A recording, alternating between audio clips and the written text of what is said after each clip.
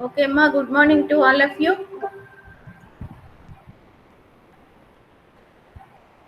So, in this class, మనము next topic మనం తీసుకుందాము. దట్ ఈజ్ నథింగ్ బట్ ఇప్పటి వరకు మనము యూనిట్ 1లో basics of the HTML and దానికి కావలసిన అంటే ఇప్పుడు మనము లిస్టులు, tables, images, forms, frames and cascading style sheets ఇంతవరకు మనం నేర్చుకున్నాం.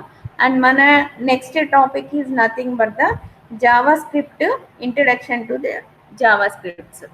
సో ఇంట్రడక్షన్ టు ద జావా స్క్రిప్ట్స్లో వచ్చేటప్పటికి మనకి JavaScript is the nothing but the scripting language.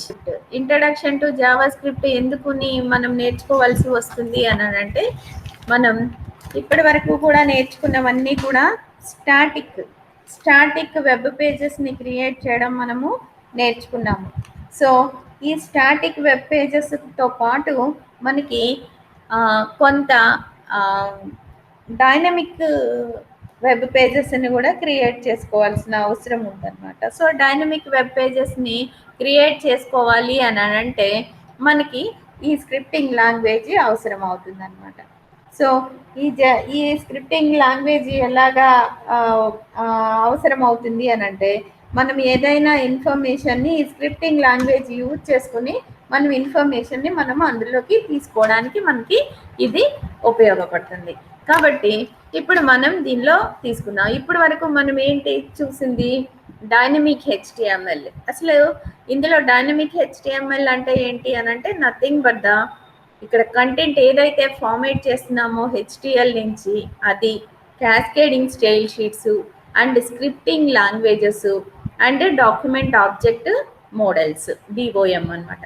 ఇవన్నీ కూడా కలిపితే అప్పుడు మనము చేయబోయేది నథింగ్ బట్ ద డైనమిక్. ఇప్పుడు వరకు మనము ఒక్కొక్కటి నేర్చుకున్నాం. లిస్ట్ ఎలా ప్రిపేర్ చేయాలి, టేబుల్ ఎలా ప్రిపేర్ చేయాలి, హెచ్టిఎంఎల్లో పేజ్ని ఎలా క్రియేట్ చేయాలి, క్యాస్కేడింగ్ స్టైల్స్ని ఎలా ఇంక్లూడ్ చేసుకోవాలి అండ్ స్క్రిప్టింగ్ లాంగ్వేజెస్ ఎలా రాయాలి, ఇట్లాంటివన్నీ కూడా మనము విడివిడిగా నేర్చుకుంటున్నాం. ఇవన్నీ కలిపితే వచ్చేదే నథింగ్ బట్ ద డిహెచ్టిఎంఎల్గా మనం స్పెసిఫై చేసుకుంటాం అన్నమాట. అండ్ ఇకపోతే నెక్స్ట్ వచ్చేది ఏంటి? ఈ డిహెచ్టిఎంఎల్లో వన్ ఆఫ్ ద అంటే డిహెచ్టిఎంఎల్ అవ్వడానికి one of the scripting language ఏంటి మనకి ఇక్కడ? జావా స్క్రిప్ట్ అనమాట. సో ఈ జావా స్క్రిప్ట్ అనేది ఒరిజినల్గా లైవ్ స్క్రిప్ట్ అనే లాంగ్వేజ్ నుంచి ఆరిజినేట్ అయింది. అండ్ ఇది క్లయింట్ సర్వర్ బ్రౌజర్ అప్లికేషన్ని ప్రొవైడ్ చేయడానికి యూజ్ చేస్తామన్నమాట.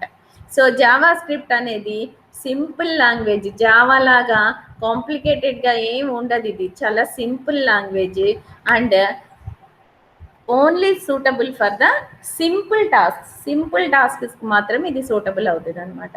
So JavaScript is a scripting language best suited to tasks which run for the short time. So ఒక క్యాలిక్యులేషన్ సడన్గా మీరు ఒక వెబ్ పేజ్ ఓపెన్ చేసి చూస్తుంటే సడన్గా congratulations, you are the luckiest visitor and your number is 1 lakh. So apply for this award అని ఇలాంటి messages అప్పుడప్పుడు వెబ్ పేజ్లో మీకు వస్తాయి చూడండి. అలాంటివి అన్నీ కూడా ఈ స్క్రిప్టింగ్ లాంగ్వేజెస్లో రాయొచ్చు అనమాట. అంటే షార్ట్ టాస్క్స్ షార్ట్ టైంలో ఉండి మనకి కొంత జస్ట్ సింపుల్ టాస్క్స్ చేయడానికి ఈ జావా స్క్రిప్ట్ అనేది ఉపయోగపడుతుంది అనమాట. అండ్ నెక్స్ట్ ఇందులోకి వచ్చేటప్పటికి మనకి జావాకిను జావా స్క్రిప్ట్కి మధ్యలో డిఫరెన్సియేషన్ చూద్దాం. సో జావా అనేది ఏమో nothing but the programming language. Java script అనేది స్క్రిప్టింగ్ లాంగ్వేజ్. సో స్క్రిప్ట్స్ అన్నీ కూడా స్మాల్ పీసెస్ ఆఫ్ కోడ్ లాగా ఉండి ఒక సింపుల్ అండ్ చాలా ఈజీ టాస్క్స్గా మనము చేయడానికి ఉపయోగపడతాయి అన్నమాట. సో ఇకపోతే ఇక్కడికి వచ్చేటప్పటికి ప్రోగ్రామ్స్ అంటున్నాం, స్క్రిప్ట్స్ అంటున్నాం. What is the difference between the programs and scripts అనేది కనుక ఆలోచించినట్లయితే, ప్రోగ్రామ్స్ ఏమో కంపైలర్తో కంపైల్ చేయబడతాయి అండ్ స్క్రిప్ట్స్ ఏమో ఇంటర్ప్రిటర్స్తో కంపైల్ చేయబడతాయి, ఇంటర్ప్రిటెడ్ అవుతాయి. అంటే programs tend to be compiled while scripts are interpreted.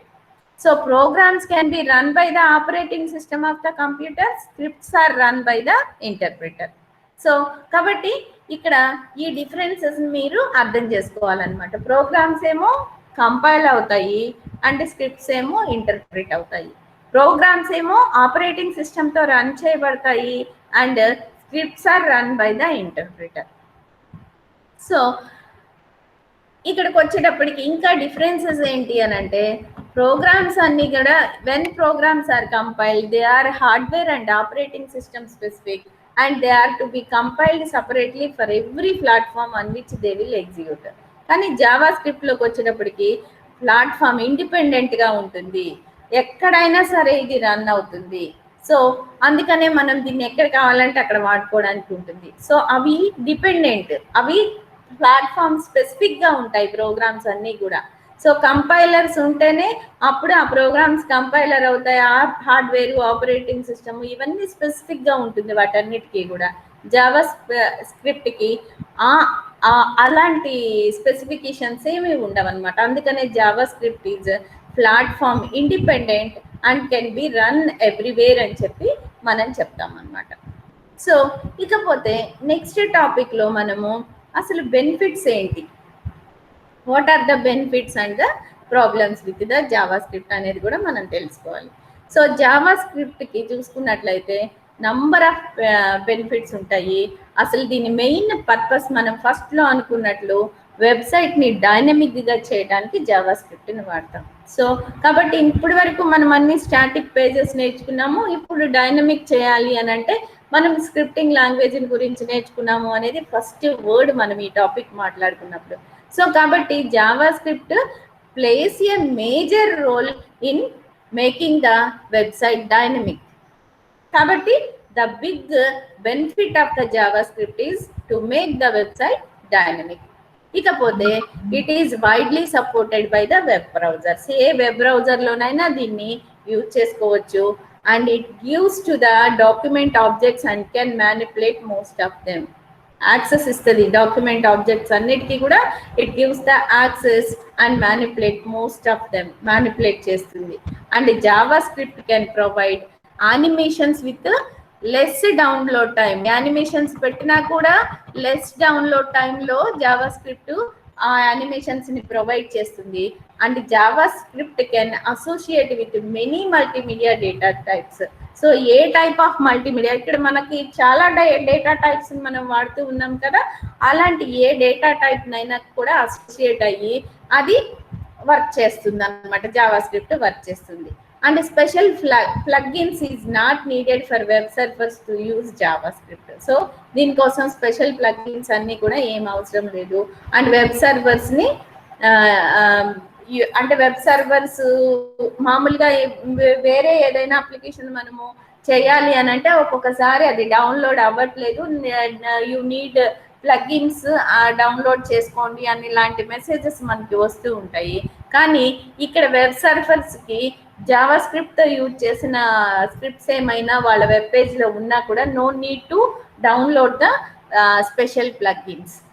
So next fifth benefit వచ్చేటప్పటికి JavaScript is relatively secure. చాలా సెక్యూరిటీ ఇస్తుంది.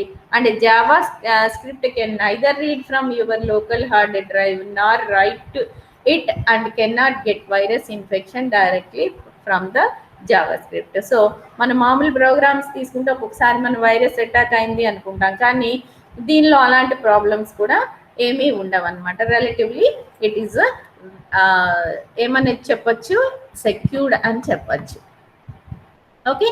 అండ్ ఇక మరి ఇన్ని చెప్పారు కదా మేడం, వాట్ అబౌట్ ఇంకా ఇంత మంచిగా ఉంటే ఇంకా ప్రాబ్లమ్స్ ఏం లేవా అంటే, no, there are so many problems also with the JavaScript. ఏంటి ఆ ప్రాబ్లమ్స్ అని అంటే, మనం one is the most scripts rely upon manipulating the elements of the DOM. So most scripts ఈ డామ్ని ఎలిమెంట్స్ని డామ్ యొక్క ఎలిమెంట్స్ని మ్యానిపులేట్ చేసేటప్పుడు ఈ most scripts rely upon manipulating the elements of the DOM. Support for a standard set of objects currently does not exist and access to the objects differ from the browser to browser. ఒక బ్రౌజర్లో access చేసే ఆబ్జెక్ట్స్ని support చేసినట్లు ఇంకొక బ్రౌజర్లో support చేయవన్నమాట.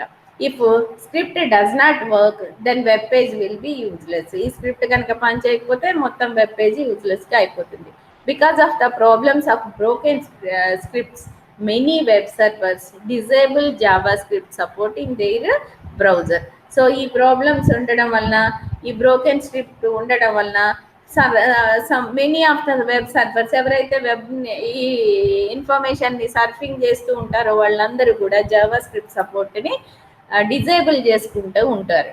And scripts can run slowly and complex script can take a long time to start up. So simple scripts అయితే బాగానే ఉంటాయి, but కొంచెం కాంప్లెక్స్ స్క్రిప్ట్స్ ఏమన్నా అయితే వాటిని మనము లాంగ్ టైం స్టార్ట్అప్ అవడానికి కొంచెం లాంగ్ టైం పడుతుంది అండ్ అవి స్లోగా కూడా రన్ అవుతూ ఉంటాయి అన్నమాట. ఇవి కొన్ని ప్రాబ్లమ్స్. మామూలుగా బేసిక్గా తీసుకున్నట్లయితే మిగిలినవన్నీ కూడా చాలా వరకు బాగానే ఉంటాయి, కానీ సమ్ ఆఫ్ ద ప్రాబ్లమ్స్ మనము జావా స్క్రిప్ట్లో వీటిని కూడా మనం చూస్తామన్నమాట. This is nothing but the మనం introduction to the JavaScript. అంటే జావా స్క్రిప్ట్ అనేది nothing but the scripting language. And ఈ స్క్రిప్టింగ్ లాంగ్వేజ్ని యూజ్ చేసుకుని మనం మేజర్గా మన వెబ్సైట్ని డైనమిక్గా చేయడానికి ఈ జావా స్క్రిప్ట్ని వాడతాము అనేది. మరి వెబ్సైట్ని ఇంటరాక్టివ్ అండ్ డైనమిక్ చేయడానికి ఓన్లీ జావా స్క్రిప్ట్ ఒక్కటేనా అంటే కాదు. There are number of scripting languages are available to make the website interactive and dynamic. అందులో కొన్ని స్పెషాలిటీస్ ఉంటాయి. ఇప్పుడు ఒకళ్ళు ఉన్నారు అని అంటే వాళ్ళకి ఒక ప్లస్ పాయింట్ ఒక యాంగిల్లో ఉంటుంది, ఇంకొకళ్ళు ఉన్నారంటే ఇంకొకరికి ఇంకొక యాంగిల్లో ఉంటుంది. లైక్ దట్ ఇక్కడ కూడా ఈ డిఫరెంట్ స్క్రిప్టింగ్ లాంగ్వేజెస్ కూడా ఇవన్నీ కూడా ఒక్కొక్క ఏరియాలో అవి హైలైటెడ్గా ఉంటాయి అన్నమాట. సో ఇక మరి ఏంటి ఆ అదర్ స్క్రిప్టింగ్ లాంగ్వేజెస్ ఏంటి అని అంటే, pearl is the complex language that is commonly used for the server side CGI scripting. Server side CGI scripting అంతా కూడా పర్ల్ చేసేస్తుంది అనమాట. ఇది కాంప్లెక్స్ లాంగ్వేజ్. సాధారణంగా సర్వర్ సైడ్ సిజిఐ స్క్రిప్టింగ్ అంతటికీ కూడా పర్ల్ని యూజ్ చేస్తారు. Pearl is available for the client side work through a subset call the pearl script. Pearl script ద్వారా మనకి ఈ క్లయింట్ సైడ్ వర్క్ అంతా కూడా చేస్తారనమాట. సో యాక్టివ్ సర్వర్ పేజెస్ని రాయడానికి ఇది ఎక్కువగా యూజ్ చేస్తారు. It is not widely used in client side application, although that is the situation may change due to the text manipulating nature. It is probably better fitted to remain on the server. So active server pages ni రాయడానికి ఈ pearl అనేది ఎక్కువగా వాడతారనమాట. అందుకని active server pages రాసేటప్పుడు pearl కంపల్సరీగా రావాల్సి వస్తుంది అనమాట. అండ్ నెక్స్ట్ వచ్చేటప్పటికి అనదర్ స్క్రిప్టింగ్ లాంగ్వేజ్ ఏంటి అంటే VB script. So VB script ఏంటి అంటే, VB script is a platform specific. This language is only available under the Microsoft Windows operating system. So కాబట్టి ఇది డిసడ్వాంటేజ్ దీనికి. అంటే ప్లాట్ఫామ్ స్పెసిఫిక్ అంటే ఎవరైతే మైక్రోసాఫ్ట్ విండోస్ ఆపరేటింగ్ సిస్టమ్ వాడతారో వాళ్ళకే ఈ VB స్క్రిప్ట్ లాంగ్వేజ్ పనిచేస్తుంది, మిగిలిన వాళ్ళకి ఇది పనిచేయదు. It can be used to develop browser applications but they will run inside the internet explorer. So Microsoft వాళ్ళ ఇంటర్నెట్ ఎక్స్ప్లోరర్లోనే ఇది రన్ అవుతుంది కాబట్టి మిగిలిన అదర్ ఆపరేటింగ్ సిస్టమ్స్ వాడే వాళ్ళందరూ దీన్ని ఈ అప్లికేషన్స్ రన్ అవ్వక ఇబ్బంది పడతారు. దిస్ ఈస్ ద డ్రాబ్యాక్ అన్నమాట. కాబట్టి VB స్క్రిప్ట్ ఎప్పుడు ఓన్లీ మైక్రోసాఫ్ట్ ఆపరేటింగ్ సిస్టమ్స్ వాడేటప్పుడు మాత్రమే దీన్ని తీసుకోవాలి, లేకపోతే వాళ్ళు మిగిలిన వాళ్ళకి యూజ్లెస్గా ఉంటుంది. కాబట్టి VB script is A platform specific. This language is only available under the Microsoft Windows operating system. It can be used to develop browser applications, but they will only run inside Internet Explorer. Okay, so this is the drawback అనమాట. అంటే platform specific అవ్వడం వలన only one operating సిస్టంలోనే దీన్ని use చేయగలుగుతాం ఈ scripting language. And next వచ్చేటప్పటికి Python. So Python is a language. So CGI writing ఏరియాలో ఇన్రోడ్స్ని make చేయడానికి ఈ పైథాన్ని వాడతాం అనమాట. సో కాబట్టి Python is a little known language that is making inroads in to the CGI writing area. CGI స్క్రిప్ట్లు రాయడానికి ఈ పైథాన్ బాగా పనిచేస్తుంది. Yes, web browser has been written in Python which can run Python applets. So web browser, పైథాన్లో రాసిన web browser Python యాప్లెట్స్ని run చేస్తుంది అనమాట. It is likely that Python will also move more towards client-side scripting. Client-side scripting చేయడానికి కూడా Python ని వాడతారు. And the next one is the TCL. So this is a popular choice for system programming. System programming రాయాలి అని అంటే TCL popular చాయిస్గా తీసుకుంటాము. A TCL plugin can downloaded from the internet and the demonstration program show that this is a fact-worthy contender in many of the same application areas as Java. Java లాగే దీన్ని కూడా worthy counted ఉంటుంది. ఆ demonstration ప్రోగ్రామ్స్కి internet work చేయడానికి ఈ TCL system programming లాంగ్వేజెస్గా వాడతాం అనమాట. And last వచ్చేటప్పటికి జావా. సో జావా అనేది జావా స్క్రిప్ట్కి జావాకి రెండు ఫస్ట్లో ఏదో జావా అని కలిసింది కాబట్టి రెండు కూడా ఒకటే టైప్ ఆఫ్ లాంగ్వేజెస్ అనుకుంటే అది పొరపాటు. So Java is a programming language అంటే JavaScript is a scripting language. So Java వచ్చేటప్పటికి Java programming language and used for many of the same things as a JavaScript. దానిలాగే వాడచ్చు, కానీ ఇది అసలు ప్రోగ్రామింగ్ లాంగ్వేజ్, అది scripting language. It is very good at menus and data validation on the client but can be very slow. So advantages ఏంటంటే menus బాగా create చేయొచ్చు ఇందులో, అండ్ డేటా వెలిడేషన్ చేయొచ్చు క్లయింట్ సైడ్ అప్లికేషన్స్ చేసేటప్పుడు, but it is very slow అనమాట. It is properly a better language for the development of proper networked application. Network applications కూడా జావాని ఎక్కువగా వాడతారు. అండ్ సింప్లర్ బ్రౌజర్ యాప్లెట్ కంటే ఈ జావావి బాగా ప్రాపర్ నెట్వర్క్ దానికి బాగా పనిచేస్తాయి అనమాట. కాబట్టి జావా అనేది మంచి లాంగ్వేజే, కానీ but it's runs very slow. కాబట్టి ఇవన్నీ కూడా other scripting language which are used for the making our website dynamic. Okay, so కాబట్టి ఇప్పుడు మనం ఏమనుకుంటున్నాము, అసలు మనము ఇప్పటి వరకు నేర్చుకున్న అంటే HTML ప్రోగ్రామింగ్లో, వెబ్ టెక్నాలజీస్లో HTML ప్రోగ్రామ్ అనేది వెబ్ పేజ్ని డిజైన్ చేయడానికి, ఆ వెబ్ పేజీలో ఉన్న కంటెంట్ని చక్కగా ఫార్మేట్ చేయడానికి మనకి రకరకాల ట్యాగ్స్ ఉంటున్నాయి అనుకున్నాము. మనం ఆ ఉన్న ఇన్ఫర్మేషన్, అది కంటెంట్ని మనం ఈ ట్యాగ్స్ని యూజ్ చేసుకుని చాలా బాగా ఫార్మేట్ చేసుకోవడానికి మనకి అవకాశం ఉంది అని అనుకున్నాం. అండ్ ఆ తర్వాత మనం ఎప్పుడైతే అవన్నీ కూడా స్టాటిక్ వెబ్ పేజెస్కి మనకి ఎక్కువగా ఉపయోగపడుతున్నాయి అనుకున్నాము. అంటే వెబ్సైట్ని క్రియేట్ చేసి అది వెబ్సైట్ డైనమిక్గా చేయాలి అనుకుంటే మనకి ఒక స్క్రిప్టింగ్ లాంగ్వేజెస్ యొక్క అవసరం కూడా ఉంది అనుకున్నాము. అందులో ఇప్పుడు మనం నేర్చుకునేది జావా స్క్రిప్ట్ అనుకున్నాం. అంటే జావా స్క్రిప్ట్ అనేది సింపుల్ టాస్క్స్ చేయడానికి ఉపయోగపడుతుంది అని అనుకున్నాం. ఓకే, సో సింపుల్ టాస్క్ చేయడానికి ఉపయోగపడుతుంది అని దాని యొక్క యూజెస్ ఏంటి అండ్ దాని యొక్క ప్రాబ్లమ్స్, డిసడ్వాంటేజెస్ ఏంటి అనేది కూడా మనం నేర్చుకున్నాం. And the differences between the Java and scripting లాంగ్వేజెస్కి కూడా మనం జావా స్క్రిప్ట్ గురించి కూడా నేర్చుకున్నాం. అట్ ద సేమ్ టైం ఇక్కడ జావా స్క్రిప్ట్లో మనం క్రియేట్ చేసేవన్నీ స్క్రిప్ట్స్ అనుకున్నాం, ప్రోగ్రామ్కి స్క్రిప్ట్కి కూడా డిఫరెన్స్ ఉంటుంది అని అనుకున్నాం. And not only Java, web టెక్నాలజీస్లో అదర్ స్క్రిప్టింగ్ లాంగ్వేజెస్ కూడా మనకి స్క్రిప్ట్ని అంటే సిజిఐ స్క్రిప్ట్ని రాయడానికి కొన్ని, అండ్ క్లయింట్ సైడ్ అప్లికేషన్స్ని ప్రోగ్రామింగ్ని రాయడానికి కొన్ని, అండ్ సిస్టమ్ ప్రోగ్రామింగ్ చేయడానికి కొన్ని, సిజిఐ ఇన్రోడ్స్ని మేకప్ చేయడానికి కొన్ని, ఇట్లా రకరకాల స్క్రిప్టింగ్ లాంగ్వేజెస్ కూడా మనకి అవైలబుల్ అవుతాయి అనుకున్నాం. వాటన్నిటిని గురించి రఫ్గా మనము ఒక ఐడియాని క్రియేట్ చేసుకున్నాం.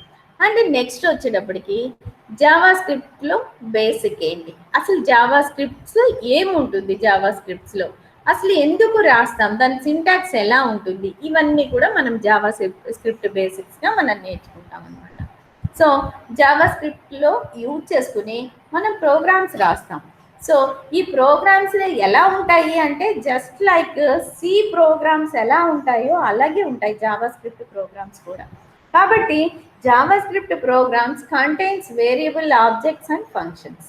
సో అందులో సిలో ఎలా అయితే వేరియబుల్స్ ఉంటాయో ఫంక్షన్స్ ఉంటాయో అలాగే జావా స్క్రిప్ట్లో ప్రోగ్రామ్స్లో కూడా మనకి it contains the variables, objects and functions. Java script ప్రోగ్రాంలో కూడా ఎవ్రీ లైన్ అంటే ఒక ప్రోగ్రాంలో మనం ఎలా రాస్తాం, ఒక సెట్ ఆఫ్ ఇన్స్ట్రక్షన్స్ రాస్తాం కదా, ఆ set of instruction nothing but we will say at the code అని అంటున్నాం. సో కాబట్టి each line of code is terminated by a semicolon.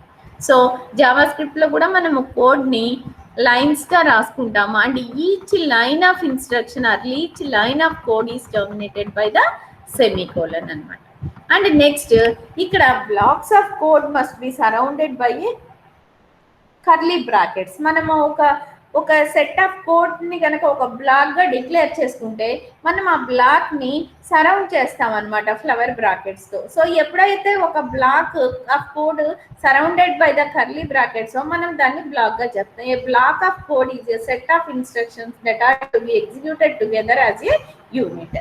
This might be because they are optional and dependent upon a boolean condition or because they are to be executed repeatedly. ఒకవేళ మనం అక్కడ ఏదైనా condition కూడా పెట్టుకున్నట్లయితే ఈ కండిషన్లో అయితే ఈ బ్లాక్ ఆఫ్ కోడ్ ఎగ్జిక్యూట్ చేయండి and if in another condition అయితే ఈ బ్లాక్ ఆఫ్ కోడ్ ఎగ్జిక్యూట్ చేయండి అని చెప్పడానికి కూడా మనం బ్లాక్స్ని డిక్లేర్ చేసుకోవాలి అవసరం వస్తుంది అనమాట.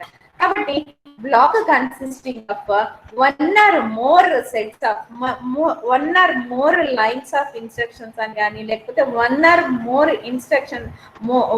మోర్ లైన్స్ ఆఫ్ కోడ్ అని కానీ మనం చెప్పచ్చు అనమాట. So each block flower brackets తో సరౌండ్ అయి ఉంటుంది అండ్ ఎన్ని బ్లాక్స్ ని కావాలంటే అన్ని బ్లాక్స్ ని కూడా మనం మన రిక్వైర్మెంట్ ని బట్టి బేస్ చేసుకుని డిక్లేర్ చేసుకోవడానికి అవకాశం ఉంటుంది అనమాట. అండ్ నెక్స్ట్ పాయింట్ మనము దీనిలో నేర్చుకోవాల్సింది ఏంటి అని అంటే functions have the parameters which are passed inside parenthesis. So parenthesis inside లో మనము వాల్యూస్ ఇస్తాం కదా, సిలో కానీ మనం జావాలో కానీ ఇంకా అదర్ ప్రోగ్రామింగ్ లాంగ్వేజెస్ లో కానీ ఫంక్షన్ ఎందుకు డిక్లేర్ చేస్తాము, ఏదైతే రిపీటెడ్ గా చేయాల్సి వస్తుందో ఒక స్పెసిఫిక్ టాస్క్ కావాలి ఏదైతే ఐడెంటిఫై చేస్తామో దాన్ని ఫంక్షన్ గా డిక్లేర్ చేస్తాం. అది రిపీటెడ్ గా కాల్ చేయాలి అనుకుంటే ఆ function single name of and with parameters ఏమైనా ఉంటే ఆ పారామీటర్స్ పాస్ చేస్తూ మనం ఆ ఫంక్షన్ నేమ్ తో కాల్ చేసుకుంటాం అన్నమాట. అట్లాగే ఇక్కడ కూడా functions have parameters which are passed inside the parenthesis. So function name followed by the parameters, parenthesis లో ఉండే పారామీటర్స్ తో ఫంక్షన్స్ ని మనం పాస్ చేయొచ్చు అనమాట. And variables are declared using the keyword var. Variables సిలో ఎలా అయితే మనము డిక్లేర్ చేసుకుంటామో అట్లా వేరియబుల్స్ ని కూడా డిక్లేర్ చేసుకుంటాం అన్నాం కదా. సో ఇక్కడ ముందు వేరియబుల్ కి var అనే కీవర్డ్ మనం డిక్లేర్ చేస్తాం అనమాట. And scripts require neither A main function nor an exit function. These are major differences between the scripts and programs. Execution of the script starts with the first line of the code and runs until there is a no more code. So ఇక్కడ స్క్రిప్ట్కి వచ్చేటప్పటికి opening closing అంటే starting stop అనేది ఏమీ ఉండదు. అదే మనకి main అనుకోండి, sorry మన ప్రోగ్రామ్ అనుకోండి, దాని మెయిన్ ఎక్కడ ఉంటుందో అక్కడ ఎగ్జిక్యూషన్ స్టార్ట్ అవుతుంది అండ్ అట్లా. ఇక్కడ అట్లా ఏమి ఉండదు. సో ఎక్కడైతే ఫస్ట్ లైన్ స్క్రిప్ట్ స్టార్ట్ అవుతుందో అక్కడి నుంచి ఎగ్జిక్యూట్ అయిపోతుంది అండ్ ఇంకా తర్వాత కోడ్ ఏమి లేకపోతే ఆగిపోతుంది అనమాట. కాబట్టి so scripts does not require the main function. Okay, does not require the main function. అట్లాగే మళ్ళీ క్లోజ్ అనేది కానీ అట్లా కూడా ఏమీ అవసరం లేదు, ఎగ్జిట్ కండిషన్ కూడా ఏమీ ఇవ్వాల్సిన అవసరం లేదు. కాబట్టి these are the basic points we have to remember about the JavaScript. So మీరు ఇక్కడ బాగా గుర్తుపెట్టుకోవాల్సింది ఏంటి అని అంటే JavaScript is the scripting language అని అంటున్నాము. దీన్ని రాసేటప్పుడు మనం ఇక్కడ కొన్ని ఇన్స్ట్రక్షన్స్ ఫాలో అవ్వాలి అని అంటున్నాము. ఆ ఇన్స్ట్రక్షన్సే జావా స్క్రిప్ట్ లో లైన్స్ ఆఫ్ కోడ్ రాస్తున్నాము. Each line of code is separated by the semicolon అంటున్నాము. అండ్ కొన్ని లైన్స్ ఆఫ్ కోడ్స్ ని కర్లీ బ్రాకెట్స్ తో సరౌండ్ చేసి బ్లాక్స్ గా కూడా డిక్లేర్ చేసుకోవచ్చు అని చెప్తున్నాము. అండ్ కండిషన్ కనుక సాటిస్ఫై అయితే ఒక block of information, condition satisfy కాకపోతే ఎనదర్ బ్లాక్ అని చెప్పడానికి కూడా ఇలా బ్లాక్స్ ని మనము సెట్స్ గా డిక్లేర్ చేసుకోవచ్చు అని చెప్తాము. అండ్ ఇక్కడికి వచ్చేటప్పటికి ఫంక్షన్స్ ని కూడా మనం డిక్లేర్ చేసుకుంటాం. సి ప్రోగ్రామ్ లో ఎలా అయితే మనం ఫంక్షన్స్ డిక్లేర్ చేస్తున్నామో అలా స్పెసిఫిక్ టాస్క్ ని చేయడానికి మనం ఫంక్షన్స్ ని కూడా జావా స్క్రిప్ట్ లో డిక్లేర్ చేసుకోవచ్చు అని అంటున్నాం. ఈ ఫంక్షన్స్ కి మనం కాల్ చేసుకునేటప్పుడు పారామీటర్స్ ని కూడా పారెంథసిస్ లో పెట్టి సి ప్రోగ్రామ్ లో ఎలా అయితే పాస్ చేస్తున్నామో అలాగే పాస్ చేయొచ్చు అని చెప్పాము. అండ్ కీ వేరియబుల్స్ అన్ని కూడా whether it is the A type of variable అయినా కూడా అది ముందు వేర్ అనే కీవర్డ్ తో డిక్లేర్ చేయాలి అని మనం అనుకున్నాం. కాబట్టి వేరియబుల్స్ అన్ని కూడా వేర్ అనే కీవర్డ్ తో డిక్లేర్ అవుతాయి. అండ్ స్క్రిప్ట్స్ కి మెయిన్ ఫంక్షన్ కానీ ఎగ్జిట్ ఫంక్షన్ కానీ ఏమీ అవసరం లేదు. అండ్ ఎక్కడైతే మనకి స్క్రిప్ట్ స్టార్ట్ అవుతుందో అక్కడ ఎగ్జిక్యూషన్ స్టార్ట్ అవుతుంది. ఎక్కడి వరకు ఇంకా తర్వాత స్క్రిప్ట్ లేకపోతే ఇంకా తర్వాత ఎగ్జిక్యూషన్ అక్కడితో ఆగిపోతుంది. కాబట్టి ఇక్కడ ప్రోగ్రామ్ లాగా మనమేమి స్టార్టింగ్ స్టాప్లు లాంటివి ఏమి పెట్టాల్సిన పని లేదనమాట. So this is the major difference గా మనము ఇంతవరకు చెప్తున్నాం. This is nothing but the basics of the JavaScript. So మనం డైనమిక్ హెచ్టిఎంఎల్ గా మనము చేయాలి అనుకున్నప్పుడు డైనమిక్ హెచ్టిఎంఎల్ ని యూజ్ చేస్తున్నాము. డైనమిక్ హెచ్టిఎంఎల్ అంటే అందులో మిగిలిన అదర్ అన్నిటితో పాటు జావా స్క్రిప్ట్ ఉంటుంది. అప్పుడు జావా స్క్రిప్ట్ లాంగ్వేజ్ కూడా ఉంటే అప్పుడు దాన్ని డైనమిక్ హెచ్టిఎంఎల్ అంటాం. క్యాస్కేడింగ్ స్టైల్స్ అండ్ ఏమైతే ఇందులో ఇప్పుడు వరకు నేర్చుకున్నామో అవన్నీ ప్లస్ జావా స్క్రిప్ట్ కలిపితే డైనమిక్ హెచ్టిఎంఎల్ అంటాం. సో ఇప్పుడు మరి డైనమిక్ హెచ్టిఎంఎల్ గా మనం యూజ్ చేసుకుని మనం ఒక వెబ్ పేజీని డిజైన్ చేయాలి అని అంటే మరి జావా స్క్రిప్ట్ కోడ్ని మనం ఆ వెబ్ పేజ్లో ఎలా చూపిస్తాము అనేది ఇక్కడ మనమే ఎగ్జాంపుల్లో చూద్దాం. ఓకేనా? సో చూడండి, ఒక చాలా సింపుల్ ఎగ్జాంపుల్ రాసాము. సో మామూలుగా ఒక వెబ్ పేజీని క్రియేట్ చేయడానికి హెచ్టిఎంఎల్ డాక్యుమెంట్ రాసాము అండ్ బాడీలో మనం స్క్రిప్ట్ లాంగ్వేజ్ కూడా రాసాం. ఈ స్క్రిప్ట్ లాంగ్వేజ్ తీసుకుని ఈ ప్రాంప్ట్ బాక్స్ ఏదైతే మనం చెప్తున్నానో ఈ ప్రాంప్ట్ బాక్స్ ద్వారా నేమ్ని డిజిగ్నేషన్ని ఎంటర్ చేయడానికి ఈ ప్రోగ్రామ్ పనికొస్తుంది.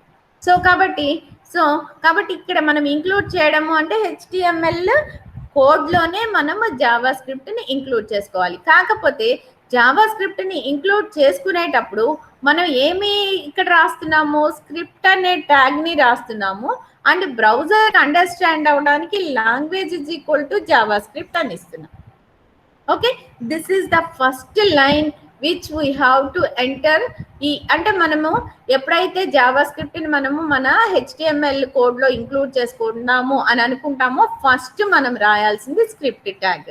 సో స్క్రిప్ట్ ట్యాగ్ తర్వాత లాంగ్వేజ్ ఈజ్ ఈక్వల్ టు అని చెప్పి విత్ ఇన్ ద కొటేషన్స్ కనుక మీరు జావా స్క్రిప్ట్ రాస్తే browser can understand the using script language is the JavaScript అని అర్థం చేసుకుంటుంది. ఒకవేళ మీరు జావా స్క్రిప్ట్ని తీసేసి ఇక్కడ పర్ల్ అని రాశారనుకోండి, అప్పుడు పర్ల్ స్క్రిప్ట్ అని రాశారనుకోండి, అప్పుడు బ్రౌజర్ దాన్ని పర్ల్ స్క్రిప్ట్గా అర్థం చేసుకుంటుంది. కాబట్టి మీరు జావా స్క్రిప్ట్ని వాడేటప్పుడు ఖచ్చితంగా language is equal to JavaScript అని రాయాలి. ఓకే, అండ్ నెక్స్ట్ వచ్చేటప్పటికి ఇక్కడ మనకి సో స్క్రిప్ట్ ఇక్కడి నుంచి స్టార్ట్ అవుతుంది అని చెప్పడానికి మనకి this is the nothing but the symbol.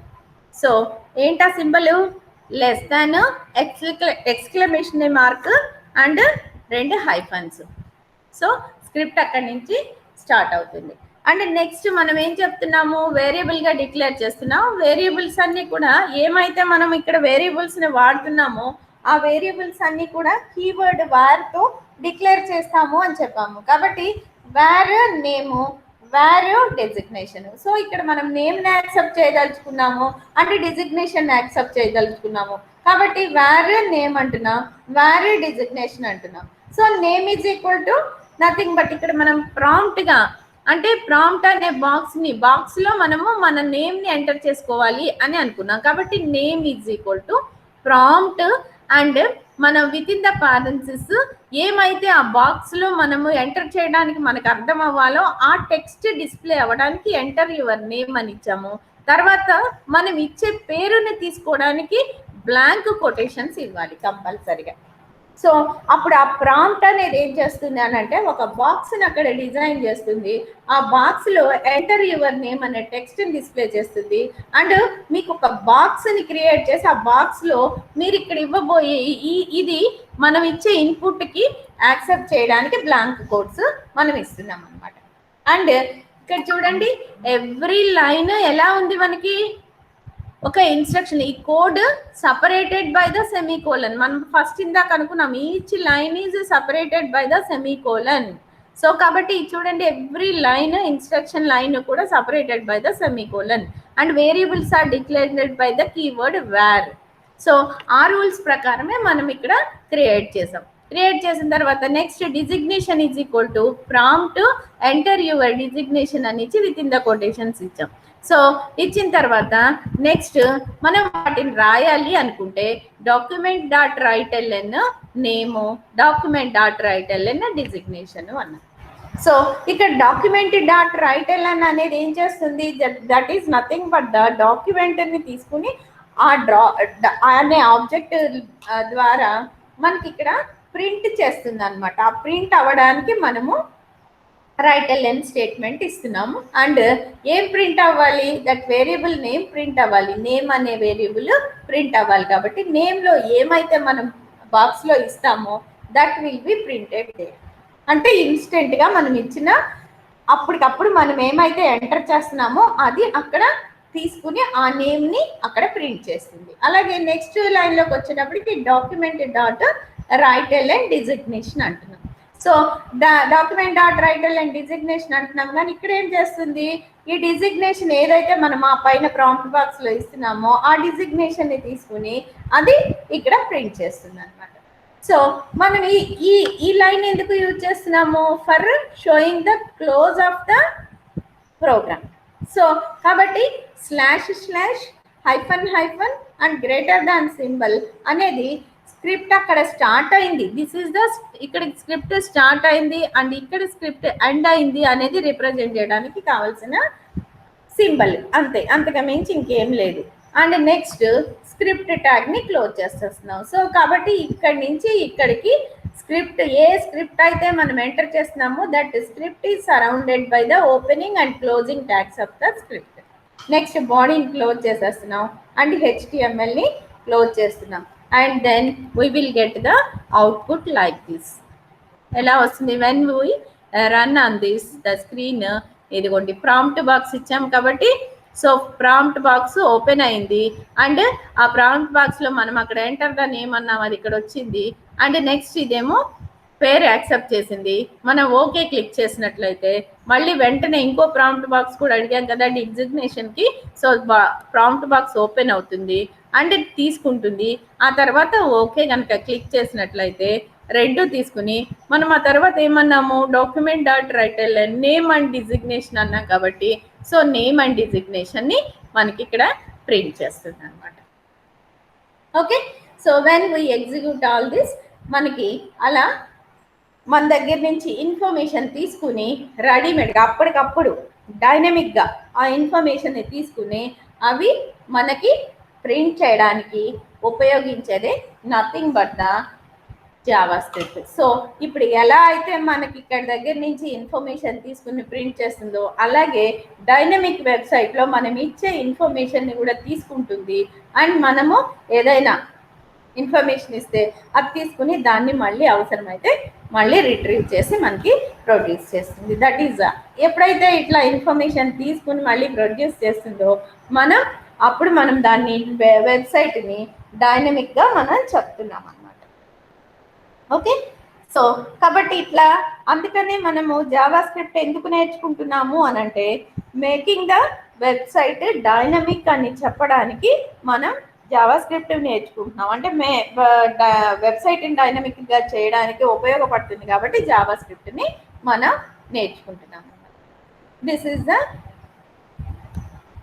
the nothing but the